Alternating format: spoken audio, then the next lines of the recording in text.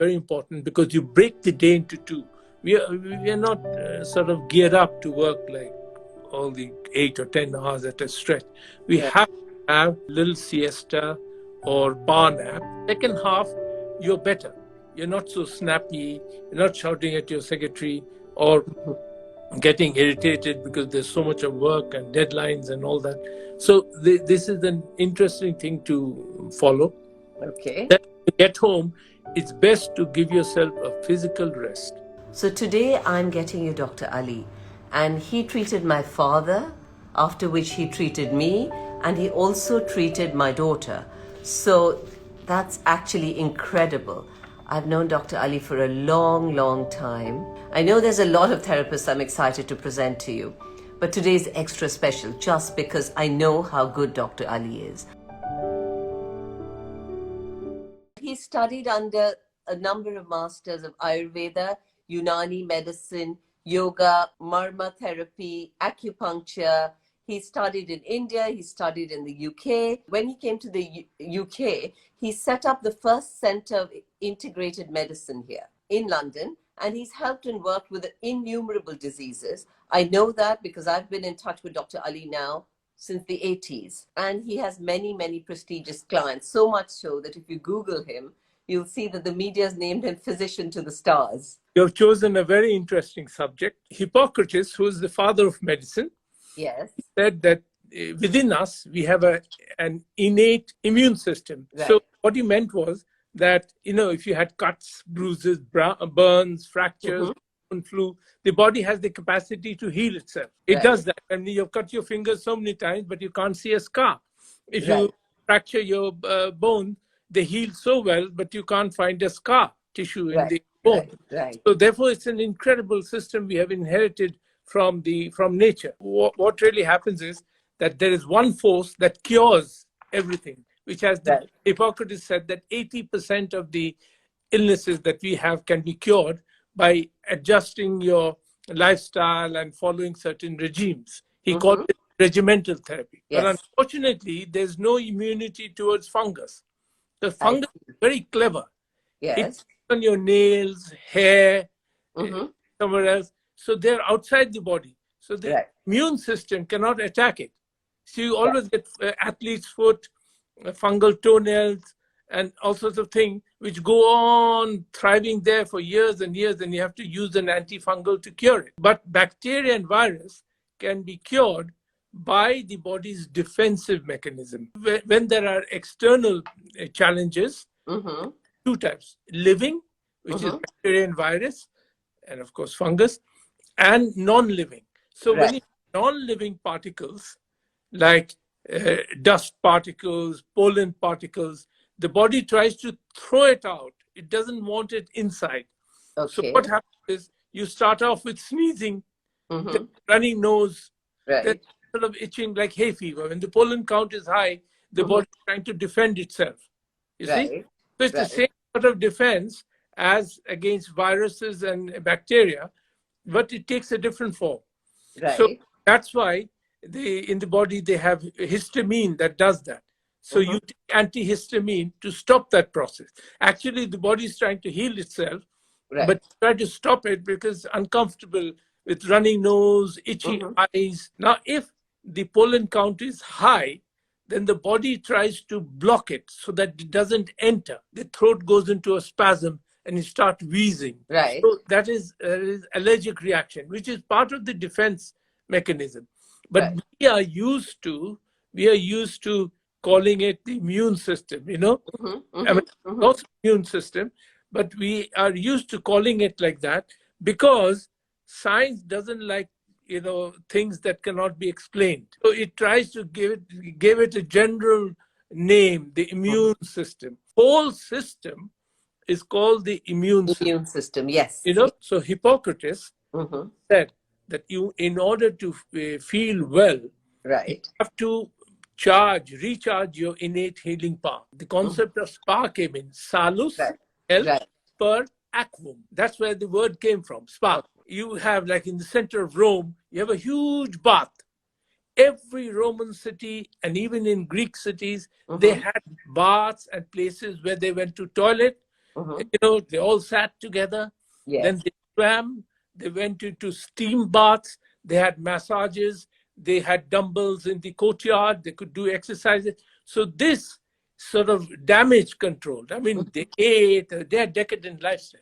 They ate and they did that. But they also, on a daily basis, every morning, they went to these so-called healing places, spas, and whatever you call it. So Hippocrates divided that into three parts. The first one, when you're ill, you're taken to a quiet place, you're given massages, there's music playing around, all that. But if that didn't help you, all the things that you do in the baths and the spas, so you get that treatment first. If it didn't help you, then it went into crisis. So crisis means that you have to do something. Give some herbal medicine, some teas, some cupping, taking out bloodletting, putting you in the sauna, hot and cold water, like you have in the spa. Then the third stage is recuperation.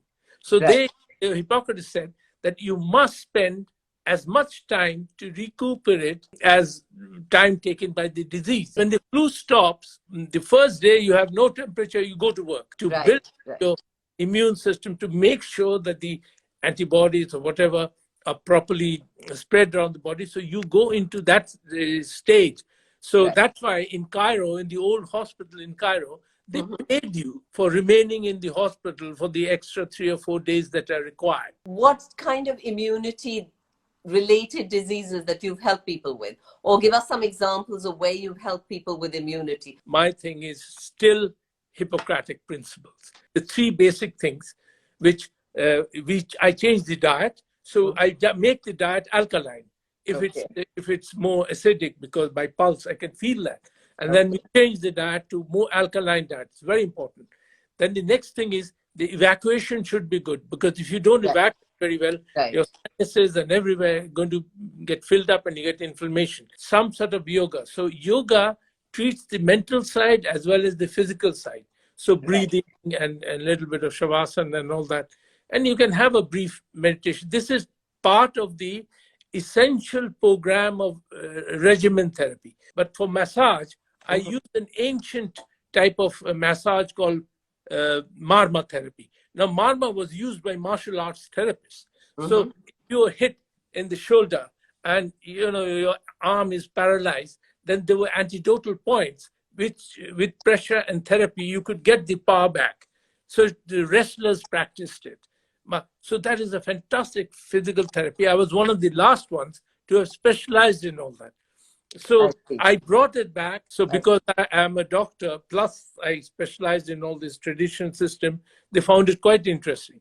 Because an Ayurved or a Ved or Hakim, they all had their own spirit, but nobody integrated the whole thing. I started the whole trend. Then as years went by, I discovered another thing myself, that inside the neck, there's a pair of arteries here, blocked in a canal. Now, why would this artery be blocked in a canal? In the entire body, this one pair of arteries that have such a special protection, because they supply blood to the autonomous brain or the subconscious brain, where all these centers are located. So I use my neck connection massage. I studied it. I wrote a book called The Neck Connection, which is a bestseller. Basically, it was my research subject. I was made an academician based on this research, that you can actually heal people by improving blood flow. Can you give people some tools to keep their immunity up? So whether it's massages, whether it's supplements. So first of all, you got to keep the digestive system right.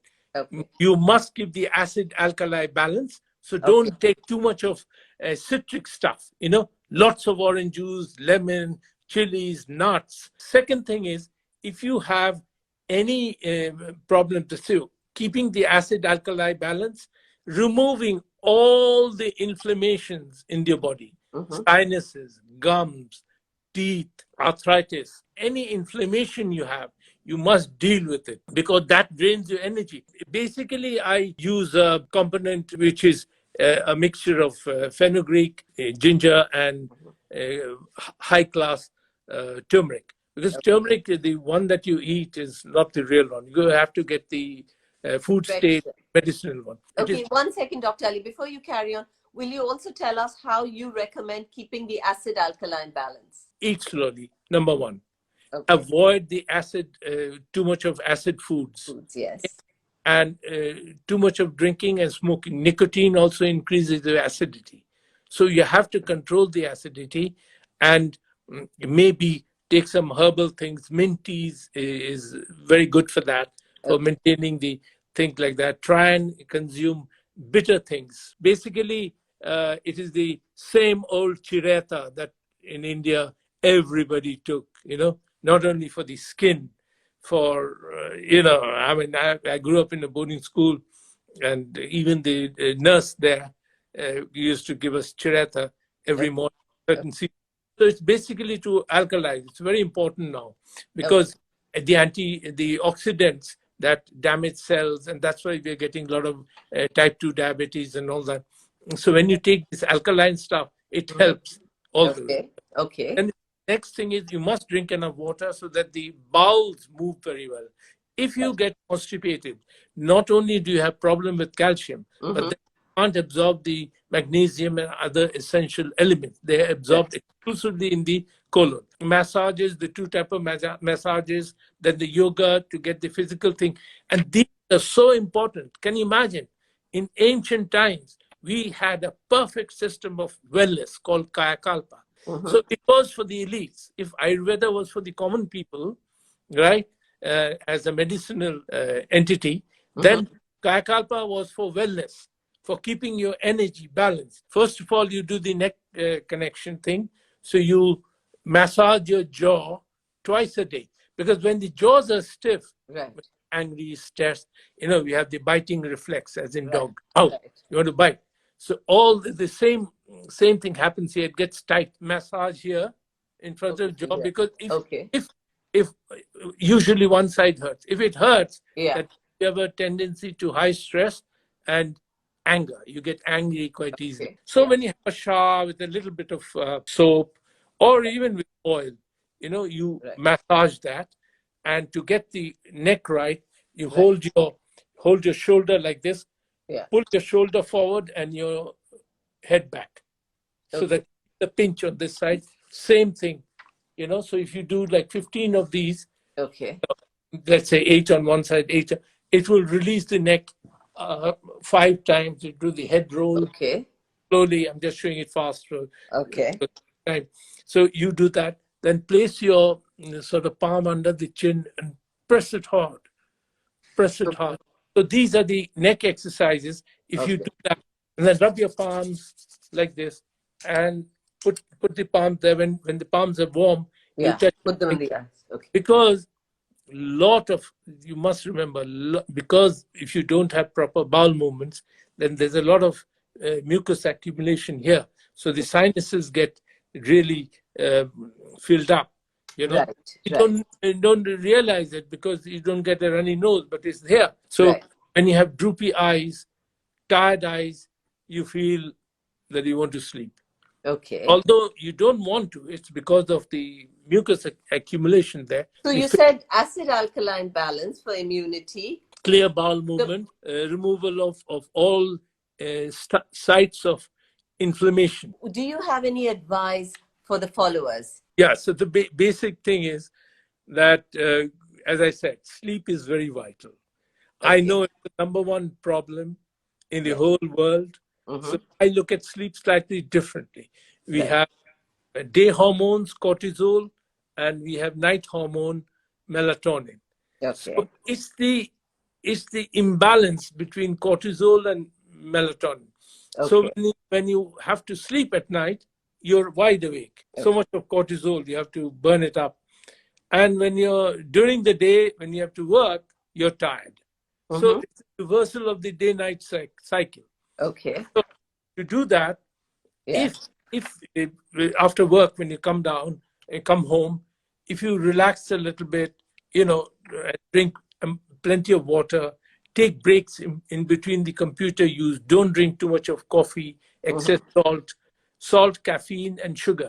These are things that excite your brain. So you must drink water. And if you are drinking a lot of you've had a lot of alcohol, then it's better to stay awake for at least an hour and a half, walking, forcing yourself to burn as much as possible, because it will dehydrate you shortly after midnight, and you'll wake up because you want to drink water. You won't understand. It's dehydration from alcohol which wakes you up. Because if you're dehydrated, the heart rate goes up, and the brain then interprets that as excitement. So you wake up. That is very important, that you do some damage control to drink enough water, avoid coffee and all this sort of thing. Then the third thing is that when you get up, you have to do some exercises, do some breathing exercises and some yoga stretches, because yoga doesn't cause any sports injuries.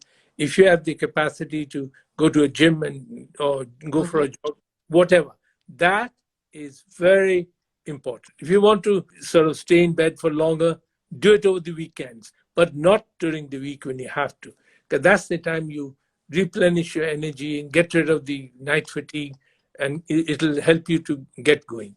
Then the other very important thing is have a light lunch, normal dinner, because if you're too tired, then it's best to put your head down and have a power nap. Very important, because you break the day into two. We are not sort of geared up to work like all the 8 or 10 hours at a stretch.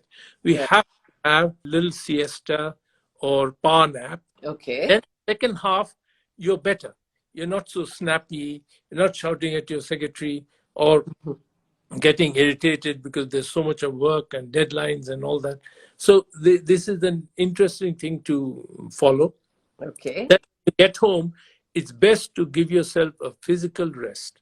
Just lie down, stretch, do some breathing, take a deep breath in. So I would suggest that you breathe very slowly. And if you're used to meditation, then a little bit of chanting or breathing so before you go, you do some exercises, maybe something vigorous, but after you come back, it's physical rest. The alkaline tea, you call it churaita. I have it here. It's called detox tea.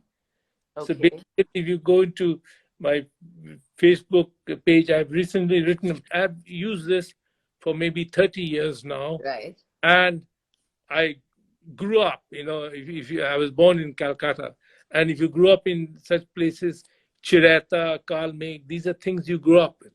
You have, because in the Western culture, nobody likes bitter things. Artichoke, yes, Angostura, bitter in some drinks, but everybody goes for either savory or sweet or sour. Yes. Yeah. But bitter things are very important for the body. Even thousands of years ago, they knew that you had to alkalize your blood. If you don't have any inflammation in the body, even during a flu, there's a lot of acid. All these tablets that you use are bitter in taste. Antibiotics, chew antibiotics is bitter like hell. What do you think about gargling with oil? First thing in the morning, does it help eliminate inflammation? Basically, it was before all these toothpaste came in. Salt and oil, mustard oil, was used with the index finger, and they mix the salt and oil and they massage the gums. So that took out all the sorry to say, pus and inflammation. But also, when you gargled, it formed a coating on the lining of the throat, preventing the toxins from entering, because these are rich in blood vessels, your throat. So with saline neti, the water neti, you wash the nasal tract, you get rid of the bacteria. But for the oral cavity, they used salt and oil, both of them, mustard in particular, because that's antibacterial and antifungal. Yes. Nasal oil has it, So Ayurveda, you have that Shatbindu oil, but what I've done is I have tested them on Petri dish to see which are the ones that are killing the viruses or bacteria. So I selected those and blended my oils. So It's all right. The gargling with the thing is all right, but the concept came from that. Do you have any recommendations for sleep? Because you said sleep is very important for immunity. I would say that we cause this problem ourselves. First of all, we if you don't do something like relax when you come home, or do a few yoga stretches or a little bit of meditation, then you prepare yourself for bed. You must finish your dinner by 8 o'clock. Late meals mean the food is going to remain in your stomach. You may feel sleepy because of overeating, alcohol, but you'll wake up because of lying there. So if you come to a situation like that, I have my gut cleansing gel. It has the psyllium husk and other things. So you do damage control. It absorbs all the things and makes it go out of your stomach. So full stomach is bad. Then make sure that you drink some water before you go to bed. So the best thing I would say is, which is part of my therapeutic meditation, which I use in my spas. As you know, I'm now head of the spas of the Roccaforte group, one of the most luxurious hotel chains in the world. And so we teach them this. So basically what happens is that you have to visualize that you relax your jaw muscles. As I told you, jaw muscles are very important. Relax your neck muscles, relax your shoulder muscles, and you imagine that your fingers are all dilating. So when you do that, through visualization, you have, you use biofeedback, and you dilate and relax all the muscles.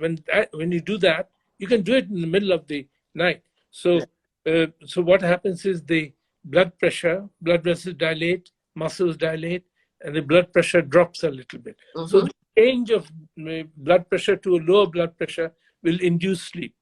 Now the thing is, if you have, you're very, very hyperactive, you work a lot and all that, then you're likely to wake up exactly at 4 a.m., sharp. And why is that? You wake up, you check your time, it's 4 o'clock. Some people have it at 3, but most people have it. So that's the time when the night hormone changes to day hormones. Slightest amount of estrogen gives you hot flushes and you get and all. Similarly, when you're sleeping and the day hormone, that's cortisol, gets secreted exactly when the birds wake up, 4 o'clock in the morning, then the whole body gets flushed. Your rate goes up and you wake up. Exactly at 4 o'clock. You can ask your followers and they'll say the same thing. Yes, I have the same problem. So in order to avoid that, that's natural actually. If you have been working so hard, you have a lot of, so drink some water, don't watch television, don't read something. How many hours before sleeping? You should not have any TV, any electronic stuff in your bedroom. So would you say 2 hours before sleeping, 3 hours before sleeping? Yeah, no, you should finish up maybe 1 hour before sleeping. But I'm saying that in case you wake up at 4 o'clock, then don't go back because you can't sleep. Because that's the time after drinking some water to rehydrate yourself, you start practicing this sort of exercise of relaxing your temples, relaxing your jaw, relaxing your throat, relaxing. Visualize that they're all expanding. And this is a very good way to induce sleep. And then once you're using your mind not to think about what happened during the day or who you had a fight with, but you're thinking of directing your thoughts to your own muscles. And then the moment you have your first yawn, you're in the right path. And the third thing is human relationship. Like you're in a family, okay? Your mother-in-law hasn't said anything to you, but if some vibes come from her and there's some unexplained, undiscussed, you go into an office, somebody's jealous of you, and it's sending all these vibes. So this telepathic waves bombard the brain. You can't block it out. So you're saying they affect sleep? These telepathic waves, anything that's bothering you, take it and deal with it. Deal with it. Not just suppress it, because sooner or later on a day when you're very weak, you're mentally not strong, and if it comes up and you get the same sort of emotions that you got first time. So This is the thing that you have to, take care of. Thank you so much. That was such a lovely chat. I hope everyone enjoyed it and that you got something out of it. Thank you for listening to this chat. If you enjoyed it, please subscribe to this page. Please subscribe to our podcast on Apple and Spotify, Wellness Curated, and follow us on Instagram, Wellness Curated, the number 1. Thank you.